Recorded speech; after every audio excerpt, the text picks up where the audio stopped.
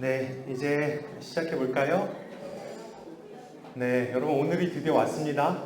네, 여러분 고생 많으셨고 마지막 이제 아가서 8장을 살펴보면서 오늘 전체 그동안의 ECF 구약 통독이 아가서를 마무리하도록 하겠습니다. 밖에 보니까 비가 내리더라고요. 네, 비 와도 좋죠? 우린 또 아가서를 공부하는 사람들이니까요. 예, 비 속에서도 하나님의 그 마음과 음성을 들으실 수 있었으면 좋겠습니다. 자, 지난주에 살펴봤던 거 잠깐 보면요. 7장 10절에 보시면 다시 한번 이 여성이 확인을 하죠. 내가 당신을 사랑할 수 있었던 것은 내가 당신을 품어서가 아니라 그 이전에 이미 내가 당신에게 품겨 있었기 때문입니다. 그것을 얘기하고 있죠. 그래서 당신의 어떤 깊은 사랑을 알게 된 거예요. 그래서 흔들리지 않는, 변하지 않는 사랑을 알게 된 겁니다. 그래서 이 고백 다음부터 이 여성의 고백들이 어떻습니까? 표현들이 굉장히 적극적이에요. 우리가 함께 가자, 렛츠고 가자 하면서 어떤 우리가 함께 구할, 따로 떼어서 함께 구할 장소나 시간까지 얘기합니다. 우리가 밤을 함께 보내자. 아주 당시의 여성으로서는 상상할 수 없을 정도의 어떤 적극적인 표현, 사랑 표현을 이 남자에게 하게 됩니다. 11절뿐만 아니라 그 다음 절인 12절에서도 얘기하죠. 일찍 일어나서 어떤 시간을 얘기하고 있는 거고요. 포도원으로 가자, 어떤 장소를 얘기하고 있는 거예요. 뿐만 아니라 거기에서 내가 내 사랑을 내게 주리라. 내가 가지고 있는 모든 사랑 다 너에게 주겠다. 아주 자신 있는 적극적인 표현을 지금 하고 있는 것을 볼 수가 있습니다. 그 다음 13절에서는요. 합한 채, 식물로서 의미도 있지만 그 단어가 가지고 있는 의미가 있었죠. 이 두다임, 도드 사랑이라는 말에 복수 형태로 쓰여져 있어요. 내가 당신을 향한 사랑이 아주 많은데 이 사랑을 너에게 주고 싶다는 거죠. 뿐만 아니라 새 것, 묵은 것, 모든 것, 다 올드 앤 뉴, 다 모든 것을 포함해서 너에게 주고 싶다. 이미 또 너에 대한 사랑을 표현하기 위해 쌓아둔 것이 많다. 저장해둔 것이 많다. 너는 그저 와서 누리기만 하면 된다. 이런 적극적인 표현을 하는 것을 볼 수가 있습니다. 이것을 이제 정리해 보면요. 노란 글씨만 보시면 내가 당신을 사랑하기 이전에 이미 당신 안에 내가 속해 있었기 때문에 내가 당신을 사랑하고 이렇게 당신의 변하지 않는 사랑 안에서 적극적인 사랑을 표현할 수도 있는 겁니다. 이 고백을 하면서 7장을 마무리하고 있습니다. 그러고 나서 이제 마지막 8장이에요. 8장. 드디어 8장인데 우리 8장 1절의 말씀을 읽겠습니다. 시작.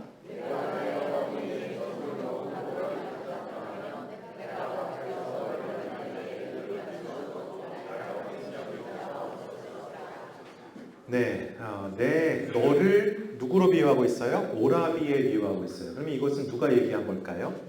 여자가 얘기했겠죠. 여자가 남성을 가리켜서 너는 오라비와 같다, 오빠와 같다 얘기했는데요. 근데 수식어가 있어요. 그냥 오라비가 아니라 내 어머니의 젖을 먹은 오라비. 뭐예요? 네, 친오빠 얘기하는 거예요. 어려운 거 아니죠? 네, 친오빠. 친오빠 같았더라면 뭐라고 돼 있냐? 입을 맞추어도, 밖에서 너를 만날 때 입을 맞추어도 나를 업신여길 자가 없었을 것이다. 이렇게 얘기하고 있어요. 무슨 말이냐? 당시에 밖에서 여자와 남자가 이제 입맞춤을 할 때예요. 친가족이 아닌 다른 사람하고, 가족이 아닌 다른 사람과 입맞춤을 하면요. 무조건 그때 여자는 어떤 창녀라고 생각을 했었어요. 그래서 잠언에도 그렇게 되어 있죠. 그 여인, 음녀가 그를 붙잡고 그에게 입맞추며 부끄러워할 줄 모른다. 밖에서 입을 맞추면 누군가에게 손가락질 당할 정도로 부끄러워하는 것이 당시의 사회적인 관습이었단 말이죠. 그런데 그렇지 않다고 하는 것, 그렇지 않은 사람은 누가 그렇지 않을 수 있느냐? 가족들은 괜찮았어요. 예. 지금은 이제 가족은 더 어색해하고 오히려 이제 다른 이성과 이렇게 많이 하는데요. 당시에는 그렇지 않았다는 거죠. 야곱과 라헬은 사촌 누이 관계인데 여기서 보시면 창세기 29장에서도 라헬에게 밖에서 입 맞추는 장면을 보게 돼요. 그러니까 가족들은 자연스럽게 밖에서 애정 표현을 할 수 있었고 가족이 아닌 사람은 조심해야 했던 게 당시의 일반적인 생각이었던 거예요. 여기서 업신여기다라는 이 표현은요. 히브리어 부주라는 말인데 경멸하다, 업신여기다 뿐만 아니라 어떤 사회적인 일반적인 관습에 위배되는 행동을 해서 누군가에게 불편함을 느끼게 하다 이런 뜻을 가지고 있어요. 그러니까 친오빠가 아닌 사람과 입맞춤을 할 때는 사람들에게 불편함을 줄 수 있었다는 얘기죠. 근데 친오빠와 입맞춤을 하면 아무 상관이 없다는 거예요. 무슨 말을 하고 싶은 거예요? 이 여인은 당신이 그 남자가 나에게 친오빠였으면 좋겠다는 이 표현은요, 언제 어디서나 당신을 향한 사랑의 표현을 하고 싶다는 거겠죠. 그래서 의역해 보면요, 언제 어디서나 당신을 향한 이 사랑의 마음을 나는 마음껏 표현할 수 있었으면 좋겠습니다. 나는 그만큼 당신을 사랑하고 사모합니다. 이 얘기하고 있는 겁니다. 그리고 나서 2절로 넘어갑니다. 2절 읽겠습니다. 시작.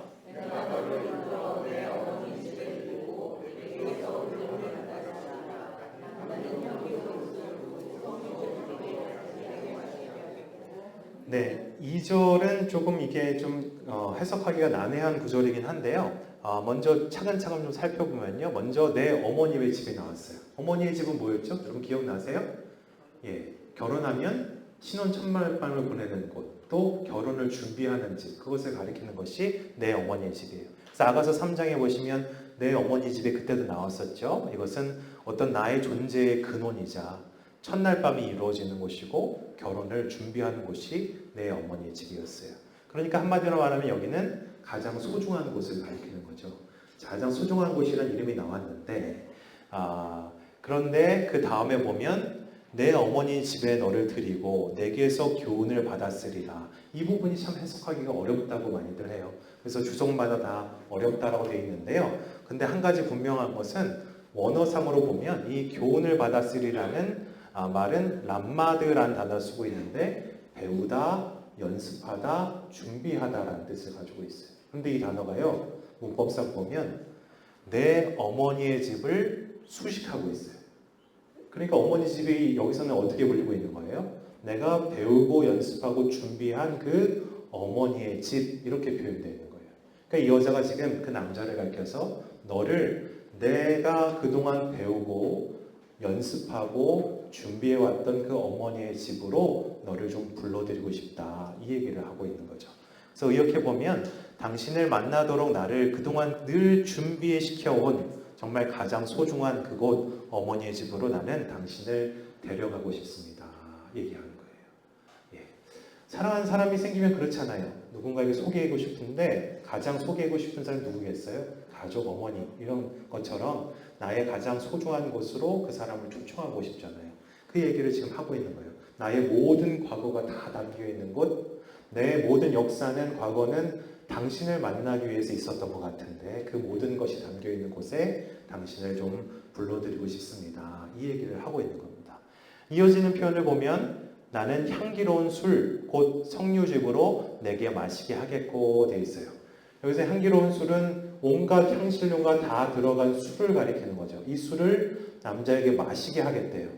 여러분 여기서 술은 뭘까요? 향기로운 술. 고민할 필요 없죠? 다음에 있죠. 뭐라고 돼 있어요? 곧 석류즙이다. 예, 곧 석류즙. 고민하지 마세요. 고민하지 마세요. 자, 향기로운 술, 곧 석류즙. 여기 석류즙은 다 뭘로 해석했습니까? 표현됐죠? 여인의 볼, 여기 볼을 얘기했잖아요. 볼로 너에게 마시게 하겠다는 건 뭐겠어요? 깊이 포옹하겠다는 거겠죠. 예, 그렇게 해석하시면 됩니다. 나의 소중한 그 집에 가서 너를 사랑에 의해서 끊임없이 준비되어 온 그곳으로 너를 끌어들여서 나의 볼을 너에게 이제 부비부비하고 싶다. 너랑 깊이 포옹하고 싶다. 그 얘기를 하고 있는 거죠. 예. 그래서 이것을 의역해 보면 그곳에서 당신과 깊이 포옹하며 사랑할 것입니다. 이 얘기를 하고 싶은 겁니다. 다음 3절은 여러분 잘 알고 있어요. 너는 왼팔로는 내 머리를 보이고 오른손은 나를 안았으리라. 이전에도 이 표현이 나왔었죠. 아가서 2장에 보면 우리가 그림을 하나 봤었잖아요. 물론 여기서는 왼팔과 오른팔이 달리 이제 바뀌어 있긴 하지만 하나는 보이는 손, 또 다른 하나는 보이지 않는 뒤에서 안겨진 손.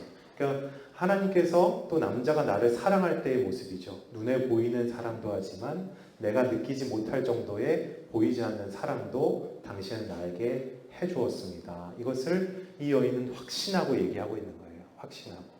지금까지도 당신은 내가 인식하든 인식하지 못하든 나를 사랑해 주셨습니다. 이 얘기를 하는 겁니다. 끊임없는 고백이죠. 우리 4절 말씀 읽겠습니다. 시작.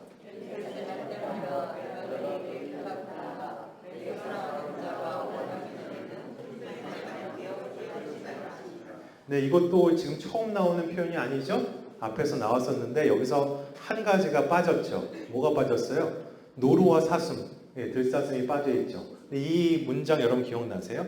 당시에 전형적인 누군가와 맹세할 때 사용했던 관용구죠. 그런데 보통의 관용구, 이 노루와 들사슴에 해당하는 곳에는 신을 그 자리에 넣어서 신에게 맹세하는 것처럼 얘기하는 것이 당시의 일반적인 표현이었던 거예요. 그것이 여기에도 그대로 사용하고 있는데 무슨 일인지 이제 신의 자리는 이제 빼놓고 있는데요. 같은 표현을 하고 있는 겁니다. 나를 방해하지 마라. 우리가 사랑하는 것을 누구도 이제 방해할 수 없다.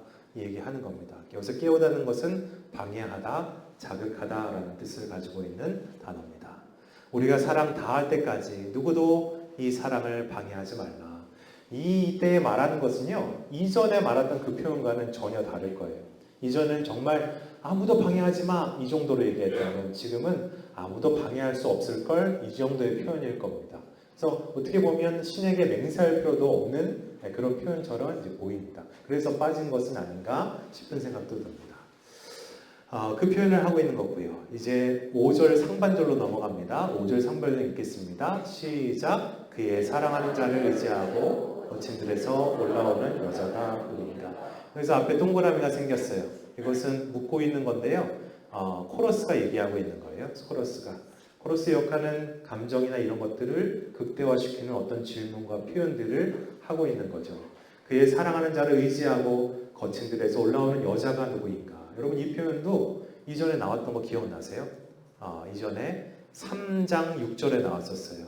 거친 들에서 오는 자가 누구인가? 여러분 3장 6절에서 가리키는 그 사람은 누구였습니까?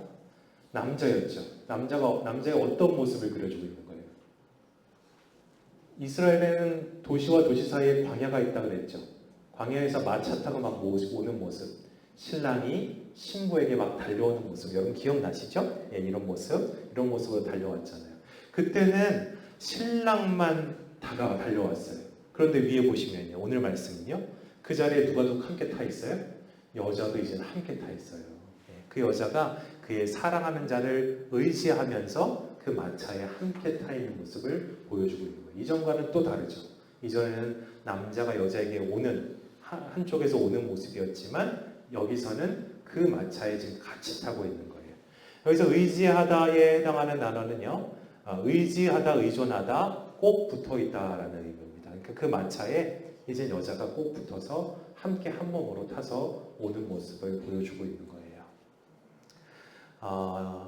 이 말하고 나서 5절 하반절에 보면 이제 여자가 얘기합니다. 너로 말미암아 내 어머니가 고생한 그 곳, 너를 낳은 자가 애쓴 그곳, 사과나무 아래에서 내가 너를 깨웠노라 이렇게 얘기하고 있는데요. 보시면 내 어머니가 고생한 것, 너로 말미암아 내 어머니가 고생한 곳, 그것과 밑에 있는 너를 낳은 자가 애쓴 곳, 너를 낳은 자는 누구겠어요? 어머니잖아요. 어머니가 애쓴 그곳, 또 아래에 있는 사과나무 아래, 이 모든 것이요 같은 의미, 같은 것을 가리키는 겁니다. 그러니까 이 모든 표현은요, 어머니가 아들을 낳을 때 이제 애를 썼던 어떤 어머니의 자궁을 가리키고 있는 거예요. 그 존재의 근원을 얘기하고 있는데 여기서 보시면 아까도 살펴봤지만 깨웠노라의 원래의 뜻은 방해하다, 자극하다라는 뜻을 가지고 있죠. 그래서 이것을 의미를 해석해 보면 이런 의미예요. 당신은 나와 나는 당신과 사랑하기 위해 어머니의 자궁에서부터 존재의 근원에서부터 태어났습니다. 그것이 내 존재의 이유가 됩니다. 이 얘기를 하고 있는 겁니다. 내가 그것을 알았다는 거죠. 이어지는 8장 6절. 여러분 계속 읽었던 말씀인데 아가서의 결론과도 같은 구절입니다. 함께 읽겠습니다. 시작.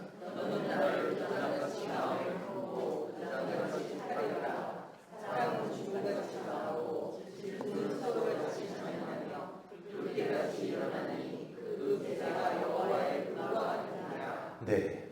여기서 먼저 도장이 나왔어요. 여러분 도장하면 성경에 도장이 나오면 무슨 의미겠습니까? 도장. 여러분 도장 어디에 찍어요? 어디? 계약서. 계약서에 도장을 찍으면 그 계약서가 누구 거라는 거죠? 내 거라는 거죠. 예. 그러니까 도장을 찍는다라는 것은요, 나의 소유, 내 소유, 내 것이라는 것을 의미하는 거예요. 근데 너는 나를 그렇게 도장처럼 마음에 품고 도장같이 팔에 두라 얘기하고 있어요. 먼저는 마음이에요. 마음. 우리 마음 한번 공부했었죠? 마음은 신명기에 나오는 그 마음. 마음을 다하고 뜻을 다하고 힘을 다하여 할 때 그 마음인데, 마음은 인간의 어떤 생각, 지성, 의지를 가리키는 그 영역이라고 그랬어요. 그러니까 너는 너가 생각하는 모든 영역에 누구를 두라는 거예요. 나를 두라. 나를 너의 것인 양 그렇게 두고 살아라. 그랬으면 좋겠다 얘기하고 있는 거고요. 도장같이 팔에 두라라고 하는 건요. 여기서 팔은 손끝에서 어깨까지 모두를 가리키는 겁니다. 예, 팔은요, 일을 하는 것을 상징하는 거잖아요. 너가 일하는 모든 영역에 나를 도장같이 두라. 모든 너가 하는 일에 다 너의 것으로 내가 살아가고 싶다. 이 얘기하는 겁니다. 그러니까 모든 인생에서, 모든 생각과 보이는 모든 영역에서 나는 너의 것임을 드러내며 살았으면 좋겠다. 그 얘기하고 있는 거죠. 그러면서 이 사랑이 어떤 사랑인지를 얘기해요. 사랑이 뭐같이 강하대요? 죽음같이 강하다. 여러분, 이 구약시대의 죽음 같다라는 건요, 최고의 표현이었습니다. 예, 당시에는 죽음을 이길 수가 없었잖아요. 예, 죽음은 언제 이겨요? 예수님 부활사건 이후라고 생각하시면 돼요. 그러니까 그 전의 사건들은요, 죽음같이 강하다, 죽음 같다라는 것은 늘 최상급의 표현이었다고 생각하시면 됩니다. 죽음은 인간을 가장 힘들게 하는 최마지막에 있는 경고잖아요. 근데 그것만큼 사랑이 강하다라고 표현하고 있어요. 근데 이 사랑을 이기신 분이 있죠? 잘 알고 있듯이 여러분, 우리가 이전에도 설명드렸지만 예루살렘에 가면 저 황금돔보다 더 중요하게 봐야 될 게 뭐라고요? 저 왼쪽에 저 푸른 돔을 보셔야 되는데, 그곳이 바로 이 성묘교회라는 곳이에요. 이성사진인데요. 저 안쪽에 예루살렘 성전이 있고, 예전에는 이 예루살렘 성 밖에, 성 전체 밖에 외부에 이 성묘교회가 위치해 있었다고, 그 위치에 성묘교회가 나중에 세워지게 된 건데요. 그러니까 당시에는 로마 시대 사람들은 십자가형을 행했는데, 예루살렘 성 안에서는 이 사형을 집행할 수가 없었기 때문에 성 밖에서 이 골고다 언덕에서 집행할 수밖에 없었던 거죠. 예수님께서 마지막에 그 겟세마네에서 가야바의 군대에 의해서 잡히시게 되잖아요. 그 겟세마네는 이 예루살렘 성전이 여기 있으니까 이쪽이 이제 감람산이에요. 여기에 겟세마네가 있는데, 가야바의 군대에서 잡혔으니까 가야바의 집으로 이제 끌려갔겠죠. 거기서 온갖 고난과 고통을 다 당하십니다. 그리고 나서 종교 재판을 벌어지는데, 종교 재판은 예루살렘 성 안에 있던 산헤드린 공회에서 이제 벌어지게 되는데, 이 산헤드린 공회에서 종교 재판이 일어날 수 있어도 이들에게는 사형 집행권은 없었어요. 당시는 누가 지배하고 있던 사회였어요? 로마 제국이니까요. 로마 제국만이 사형을 집행할 수 있었어요. 그래서 당시의 종교 지도자들이 예수님을 어디로 데려갑니까? 빌라도 앞으로 데려갑니다. 이 안토니아 요새 이 빌라도 법정에 데려가서 거기서 사형 선고를 받으시고, 우리가 잘 알고 있는 십자가의 길, 비아도르로사를 십자가를 메고 걸어가셔서 예루살렘 성 밖에 있는 골고다에서 못 박혀 죽임을 당하시게 됩니다. 예수님은 그 길을 걸어가시는데요. 이 그림에 보시면 저쪽 이제 감람산이 있고 이쪽에 가야바의 집 있잖아요. 가야바의 집에서 고통당하시고, 예루살렘 성전 산헤드린 공회에서 재판을 받으시고, 빌라도 법정에서 사형 선고를 받으시고, 십자가를 메고 이렇게 밖으로 나오셔서 골고다에서 못 박혀 죽임을 당하신 거죠. 근데 그냥 걸어가신 게 아니었죠. 여러분, 예수님이 온갖 채찍질을 당하셨잖아요. 근데 당시에 로마 시대의 채찍질은 여러분 보이실까 모르겠는데, 여기 앞에 보시면 채찍 끝에는 뭐가 붙어 있대요? 뼈 조각과 쇠구슬이 붙어 있대요. 네. 채찍을 등에 내리쳤어요. 어떻게 될까요? 뼈 조각이 있으니까 박히겠죠. 근데 그것을 다시 떼어내면 모두 같이 떼어지겠어요? 살점도 같이 떼어지겠죠. 그러니까 예수님은요, 십자가의 길을 걸으실 때 온갖 물과 피를 다 흘리실 수밖에 없었던 거예요. 예. 의학적으로 온몸에 피와 물이 다 쏟아지면은 수시로 쇼크가 일어난다 그러죠. 그래서 예수님이 끊임없이 이제 쓰러질 수밖에 없었던 겁니다. 그때 예수님께서 지고 가셨던 십자가는 이 그 전체를 들고 가신 게 아니라 이 가로 막대기만 끌고 가셨는데, 여기 위에 보시면 그 가로 막대의 무게가 34에서 57kg 정도 된대요.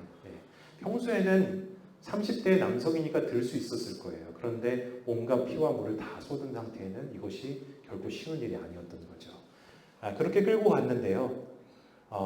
십자가에서 못에 박히시죠. 여러분, 못에 박힐 때 이 못이 보통 우리는 손바닥에 박힌다라고 생각하잖아요. 근데 손바닥에 박히면 나무에 달린 즉시 그냥 찢어져서 떨어질 수밖에 없어요. 그래서 손목에 있는 뼈와 뼈 사이에 못을 박게 됩니다. 근데 이 뼈가 안 보이잖아요. 이 뼈와 뼈 사이에 박는 게 쉬운 일이었겠습니까? 아마도 한 번에 못 박았을 거고 여러 번에 걸쳐서 박았을 겁니다. 그 고통을 다 당하셔야 했어요. 당시에는 예수님 말고도 십자가형을 많이 있었어요. 그래서 골고다 주변에 보시면 뼈에 그대로 이제 못이 박혀 있는 모습도 발견할 수 있는 거죠. 여기서 끝이 아니에요. 십자가에 못 박히셨어요. 손이 묶여 있고 발에 못이 박혀 있어요.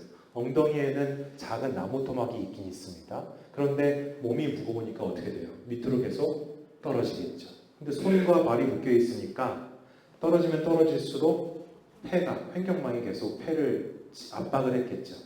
그러니까 계속 숨이 막히니까 몸을 계속 들어 올리는 거예요. 들어 올리면 어떻게 돼요? 손과 발에 상처가 더 깊어지겠죠. 그 정도의 끔찍한 형틀이 이 십자가형이었어요. 근데 여기서 끝이 아니에요. 마지막 절정은 바로 여기입니다. 여러분, 우리가 보통 십자가에 달리신 예수님의 모습을 보면요, 가리고 있잖아요. 속옷 하나는 입고 있어요. 그런데 그 당시 십자가형은 아무것도 걸치지 못하게 되어 있었습니다. 온갖 수치의 형틀을 다 당하게 되는 형틀이 바로 십자가형이었어요. 근데 그때 고통스러워할 때 뭘 했습니까? 한 사람이 해면을 가져다가 신포도주를 적셔서 예수님 입에 갖다 줍니다. 여러분, 신포도주는 당시에 진통제 역할을 했습니다. 그래서 이 한 사람이 이 예수님을 도와주려고 하는구나 라고 생각하기 쉬운데요. 여러분, 어디에 묻혀서 갖다 줬어요? 해면은 이렇게 생겼어요. 해면을 주로 어디에 쓰였냐? 당시에 해면을 사용했던 곳입니다. 뭐 같아요? 화장실에 맞아요. 로마 시대에 발달해 있던, 밑에는 물이 흐르는 수세식 공동 화장실인데요. 당시에 로마 화장실의 모습을 보시면 여러분, 곳곳에 해면이 놓여 있는 게 보이세요? 해면이 곳곳에 이렇게 놓여 있어요. 기록에 따르면 이 해면이 뭐냐? 스폰지인데 여기 밑에 보시면 토일렛 페이퍼였다. 당시 뒤처리를 하는데 사용했던 것이 해면이다. 그러니까 예수님은 마지막까지도 온갖 수치와 모욕을 당하셨던 것이죠. 그런데 예수님께서 십자가에 달리시자마자 첫 번째 하셨던 기도가 뭐였습니까? 가상 7원 중에 첫 번째. 아버지, 저들이 사하여 주옵소서. 자기들이 하는 것을 알지 못해서 그렇습니다. 그 안에서도 그런 온갖 수치와 모욕을 당하셨는데도 예수님은 그 첫 번째 기도에서도 저들을 용서하고 사랑하는 기도를 하나님께 올려드렸던 거예요. 근데 결국 십자가에 못 박혀 죽임을 당하시죠. 반나절도 지나지 않아서. 이것이 예수님의 무덤인데요. 일반적인 당시의 돌무덤인데 그 안에 들어가 보면 이렇게 되어 있어요. 여러분, 여기 동그라미 보이세요? 그 죽은 시체를 이렇게 눕혀놓는 거예요. 한동안 눕혀놓으면 시체가 썩겠죠. 썩어서 나머지 이제 남아있는 것들은 성지순례객들이 한번 경험해보는 모습인데요. 그것을 나머지 저 상자에 넣어서 무덤에 보관하는 것이 당시에 장사하는 모습이었습니다. 근데 예수님은 그럴 필요가 있었어요, 없었어요? 없었죠. 다시 살아나셨잖아요. 그래서 예수님 무덤에 가면요, 이런 글귀가 써 있어요. He is not here. 여기 계시지 않다. For he is risen. 그는 다시 살아나셨기 때문이다. 이렇게 되어 있죠. 예수님은 다시 부활하셨다는 것을 증언하고 있는 거예요. 그러니까 이전에는요, 최고의 표현이, 사랑을 가리키는 최고의 표현이 죽음같이 사랑하는 거였어요. 그런데 예수님 이후에는요, 그 표현이 완전히 바뀌죠. 최고의 표현이 뭐로 바뀌는 겁니까? 죽음보다 강한 거예요. 그래서 우리는 이 성경을 읽으면서 이 사랑은 죽음보다 강한 사랑을 가리키는 거구나. 죽음 이후에도 계속 사랑하시는, 그 사랑이 마르지 않고 줄어들지 않는 사랑을 가리키는 거구나 라고 알면서 읽어낼 수 있어야 된다는 겁니다. 또 이어서 보시면 질투가 나왔어요. 여러분, 질투는 어떤 관계에서 있는 그 감정이에요? 사랑을 전제로 하는 관계에서.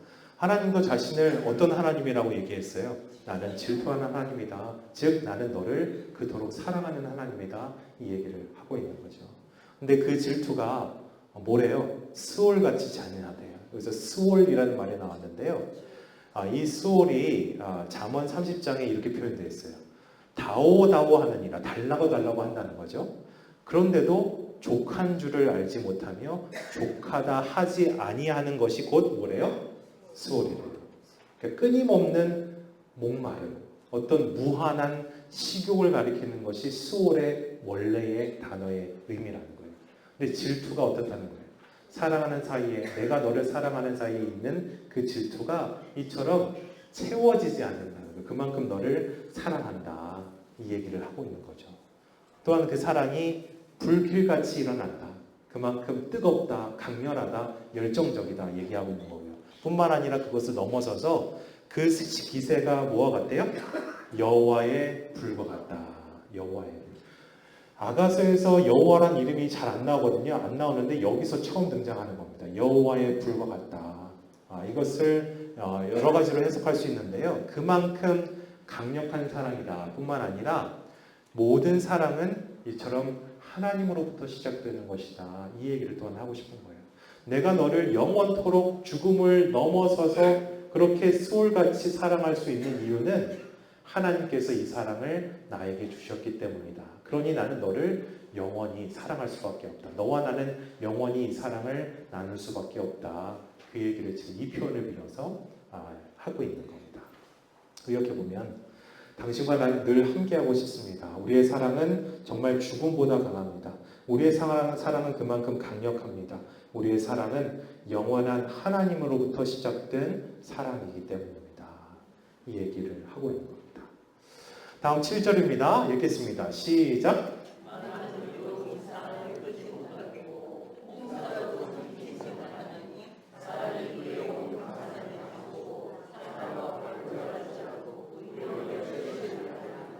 네, 모두 사랑을 끄지 못한대요. 많은 물과 홍수. 많은 물과 홍수는요, 성경에서 많이 등장하는 표현이에요.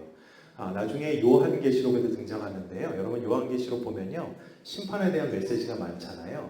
근데 요한계시록 17장에 보면 이 심판의 첫 번째 대상, 이 심판을 받을 첫 번째 타격 대상이 누군지를 요한계시록 17장에서 소개하고 있는데 그 내용이, 그 대상이 음녀 바벨론이라고 얘기하고 있어요. 여러분 요한계시록은 상징으로 가득 찬 책이죠. 그래서 잘 읽어낼 수 있어야 되는데 이 음녀가 누구냐 이렇게 되어 있어요. 그의 이름에 이름이 기록되어 있는데 비밀이라 큰 바벨론이라 이렇게 얘기하고 있어요. 그 여자의 이름이 뭐라는 거예요?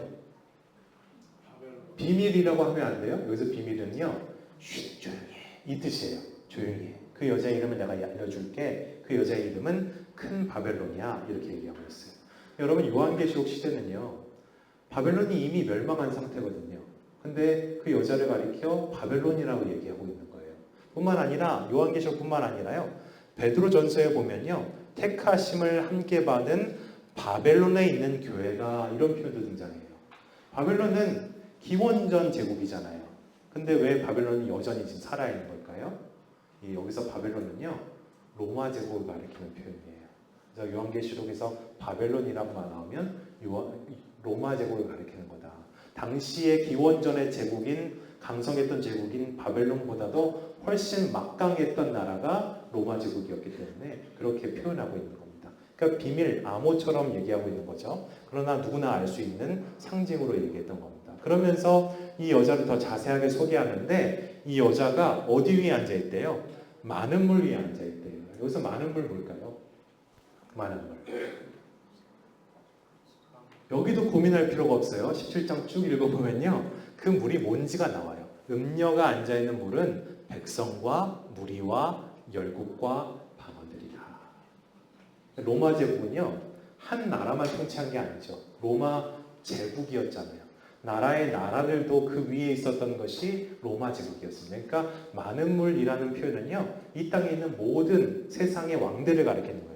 나중에 18절 보면요, 그 땅의 왕들을 다스리는 큰 성이 바로 이 여자 큰 바벨론 로마 제국이다 이 얘기를 하고 있어요. 그러니까 성경에서 많은 물, 홍수라는 표현이 나오면요, 그 모든 것들은 다 세상의 모든 힘들을 가리키는 표현입니다.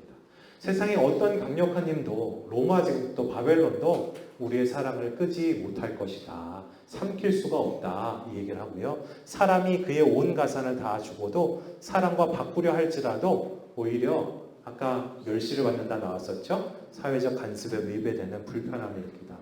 이상하게 생각할 거다. 어색하게 여길 거다. 이것은 있어서는 안 될 일이라 여길 것이다. 그 얘기를 하는 겁니다. 다음 8절입니다. 읽겠습니다. 시작.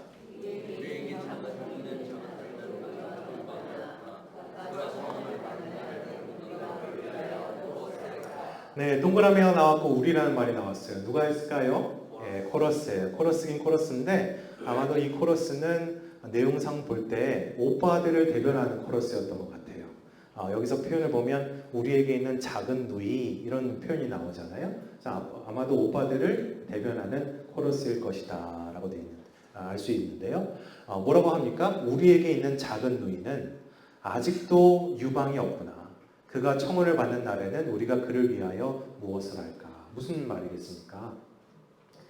가슴이 없다는 건 아직 어린 소녀 같았다는 거예요. 오빠 눈에 그렇게 보일 수 있죠. 그래서 나중에 이 동생이 커서 결혼하는 날에 우리가 그를 위해 무엇을 해줄까? 이 얘기를 하고 있는 거예요. 그런데 여러분 이상하죠. 앞에서 아가서 1장에서는 이 오빠들은 어떤 사람들이었어요? 동생을 막 포도밭에 보내서 얼굴 까맣게 되도록 아무렇지도 않아 하는 동생을 구박하는 오빠들이었는데요. 마지막 8장에 보니까요. 그렇게 구박하는 오빠들도 누구를 응원하고 있습니까? 이 동생을 응원하고 있는 거예요. 남자와 사랑하는 동생을 응원하고 지지해주고 있는 거예요. 그 사랑이 얼마나 강력하고 분명한 사랑이었냐는 것을 이제 보여주고 있는 겁니다. 그렇게 했어요. 아직 소녀 같은 여동생이 결혼한 날 우리가 그를 위해서 무엇을 해주면 좋을까? 무엇을 해주고 싶다는 거죠. 9절도 계속 이어져서 얘기합니다. 그가 성벽이라면 우리는 은망대를 그 위에 세울 것이고 그 동생이 문이라고 한다면 우리는 백향목 판자로 둘러줄 것이다. 무슨 말이에요? 쉽죠? 결혼한 동생을 위해서 가장 좋은 것 다 해서 입혀주고 주고 싶다. 이 얘기를 하고 있는 겁니다. 완전히 오빠들의 마음이 돌변해 버렸죠. 사랑이 얼마나 분명하고 어떤 그 부인할 수 없는 사랑이라면 이렇게 변했겠습니까? 이 오빠들의 말에 이제 응답을 하는데요. 우리 10절 말씀 읽겠습니다. 시작.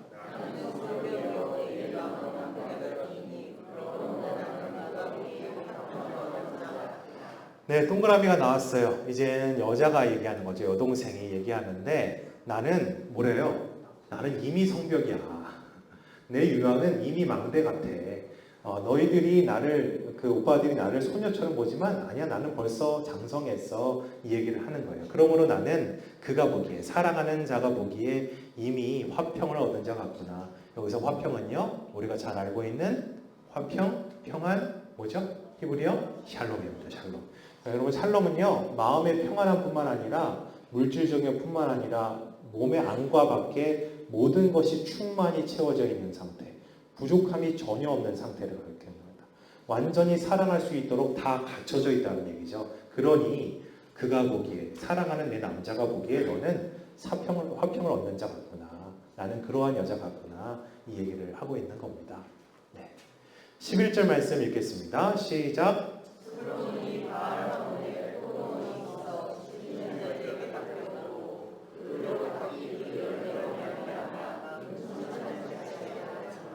네, 갑자기 솔로몬이 나오고 바알 하몬이라는 지명이 나왔는데요. 여기서 바알 하몬은 명확한 지명을 알 수는 없어요.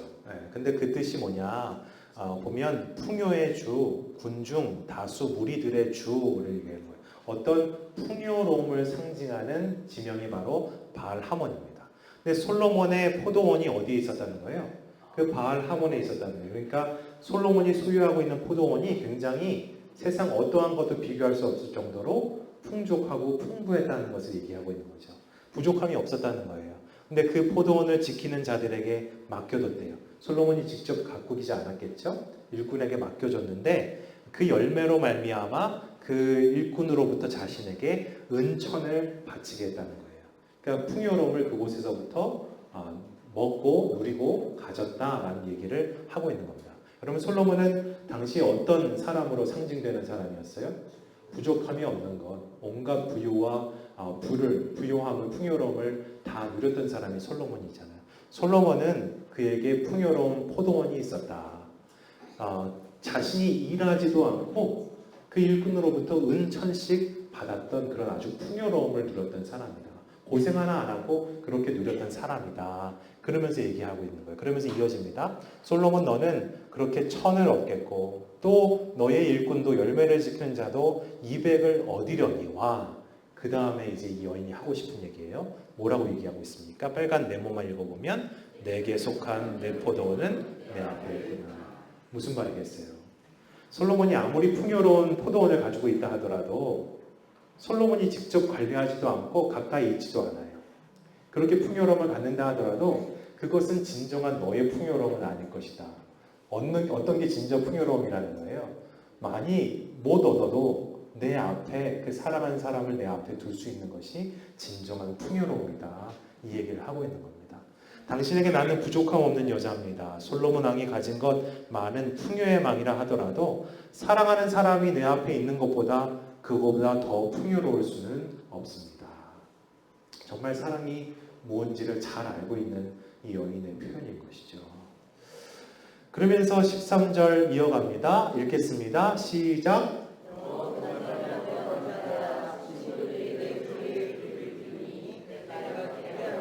네, 동그라미가 또 나왔어요. 그러면서 너 동산에 거주하는 자야. 동산은 이 남자를 가리키는 표현이 있잖아요. 거주하는 자야. 이 여성을 가리키는 얘기겠죠. 그러면 누가 얘기하는 거겠습니까? 남자가 얘기하는 거겠어요. 남자가 너 동산 안에 거주하는 자야. 내 사랑하는 자야. 친구들이 내 소리에 귀를 기울이니 내게 듣게 하려무라. 무슨 말입니까? 이제 이 여인이 얼마나 사랑을 받았는지 아름다운 거예요. 이 남자 눈에 보일 뿐만 아니라 다른 사람들이 보기에도 아름다웠던 거예요. 여러분 완전히 바뀌었죠? 이 아가서 1장에서는 남자를 가리켜 여자가 찬양을 했는데 이 남자는 어떤 사람이었어요? 주변의 처녀들이 모두 사랑하고 흠모하는 남자였잖아요. 근데 이 여인도 그렇게 됐다는 겁니다. 이 여인도 주변의 모든 사람들이 너를 지금 흠모하고 있다. 그런데 그 사람들에게 너의 목소리를 들려주지 말고 내가 듣게 하려구나 이렇게 얘기하는 거예요. 너의 목소리는 나만 좀 듣고 싶다.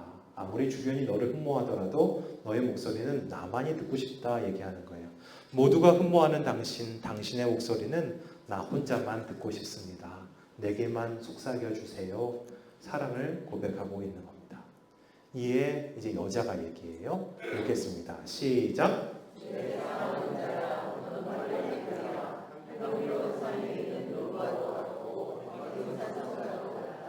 이것은 동그라미가 나왔으니까 남자의 말에 누가 응답하는 거겠습니까? 여자가 응답했는데 근데 이 표현은 앞에서도 한번 나왔었죠. 야가서 2장에 내 사랑하는 자야 날이 저물고 그림자가 사라기 전에 베델의 산에 노루와 어린 사슴같이 돌아와라.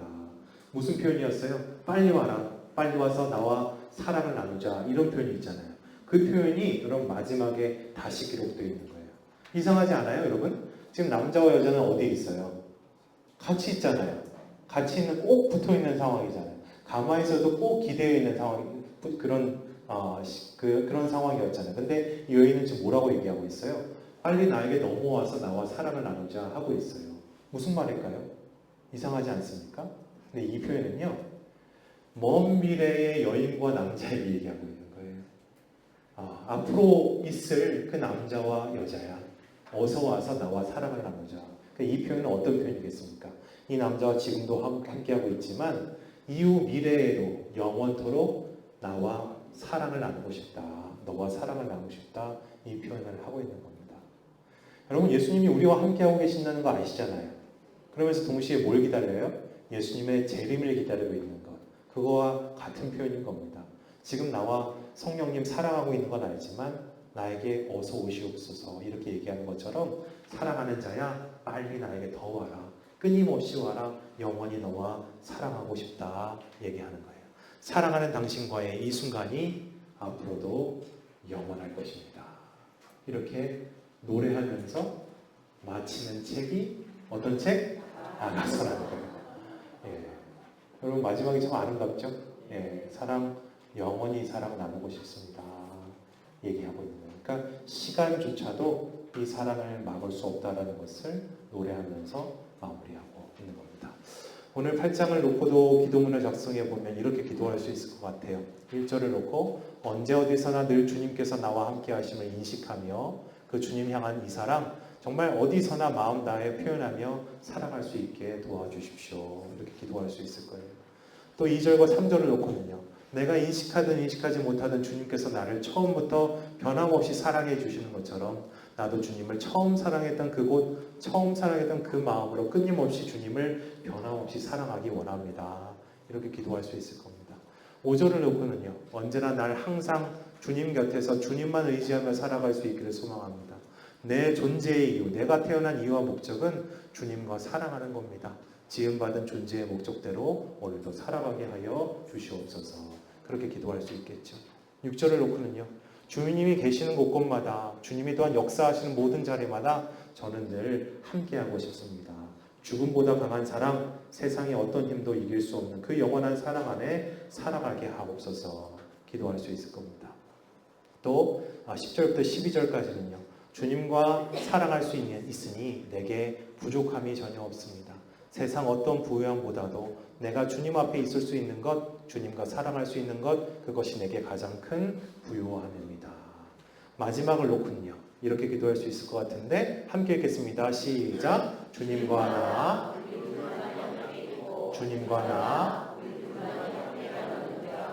지금부터 영원까지 계속되기를 소망합니다. 이렇게 기도할 수 있을 겁니다. 여러분 이 기도가 정말 여러분의 기도가 됐으면 좋겠습니다. 우리 아가서를 우리 한 학기 동안 좀 배웠는데요. 아가서는 무슨 노래예요? 가장 아름다운 노래. 하나님과의 사랑을 고백하는 노래니까 가장 아름다운 노래겠죠. 근데 어디서 부르는 노래? 지성소, 하나님과 둘이만 있는 공간에서 부르는 노래가 바로 이 노래입니다. 그런데 누구와 부른 노래예요? 하나님과 누구? 나. 이스라엘 백성 아니에요? 나와 부르는 노래가 이 노래예요. 여러분 한 학기 동안 하나님께서 이 노래 함께 공부할 수 있도록 하셨어요. 의도가 뭐겠습니까? 이역에서 너와 은밀한 곳에서 이 사랑을 나누고 싶다라는 하나님의 마음이겠죠. 여러분 이 기대와 소망 기억하셔서 언제 어디서나 하나님 끊임없이 노래하며 살아가시는 저와 여러분 다 되실 수 있기를 주님의 이름으로 간절히 축복드립니다. 네, 그럼 마지막 시간이니까요. 여러분 저 뒤에 우리 반장님 잠깐 일어나 보세요. 예. 뭐요? 아. 옷을 저보다 더 잘하는 아, 네. 이것 때문에 일어나라고 한 거 아닌데. 네, 감사합니다. 네, 고맙습니다. 아이고. 땀을만 네네네. 네, 감사합니다. 이렇게나요? 네. 반장님 나온 김에 여기 인사하세요. 네, 한 학기 동안 수고해 주셨는데 아직 온라인은 숙제를 계속 받고 있고요. 네. 여러분 한두 번 빠진 거는 잘 얘기해 보세요. 네, 봐주실 거예요. 네, 감사합니다. 인사하겠습니다. 네, 또 오늘 이게 저만 받아서 죄송하지만 또 여러분 받으신 것도 있어요. 떡하고 물. 누가 준비하셨어요? 우리 교구 총무님 준비하셨어요. 저 뒤에 일어나실 건데 김미숙 권사님. 네, 감사합니다. 네, 그럼 떡을 열어보면 꽃이 그려져 있어요. 그죠? 카네이션이 그려져 있더라고요. 너무 예쁜 꽃이에요. 여러분 한 학기 동안 많이 수고하셨어요. 네, 마지막 기도하고 마치겠습니다. 하나님 아버지 참 감사합니다. 늘 하나님 앞에 부족한 존재들이 바로 우리들인데 우리를 다른 곳에 두지 않으시고 하나님과 사랑하는 그 위치에 올려놓으시며 하나님과 영원한 사랑 소망하며 살아갈 수 있도록 우리를 인도해 주셔서 감사합니다. 하나님 우리를 향한 하나님의 간절한 그 기대와 소망을 정말 매 순간 잊지 않고 놓치지 않는 인생들 되게 하셔서 아가서에서 그치는 사랑의 노래가 아니라 오늘 이 자리에서 우리의 인생과 일상을 통해서 계속 울려 퍼지는 가장 아름다운 노래, 사랑의 노래가 우리의 입술로부터 계속해서 새롭게 고백되며 시작될 수 있도록 주님 인도하여 주시옵소서. 우리를 끊임없이 사랑하시는 우리 구주 예수 그리스도의 이름으로 간절히 축복하며 기도하옵나이다. 아멘. 여러분 수고하셨습니다.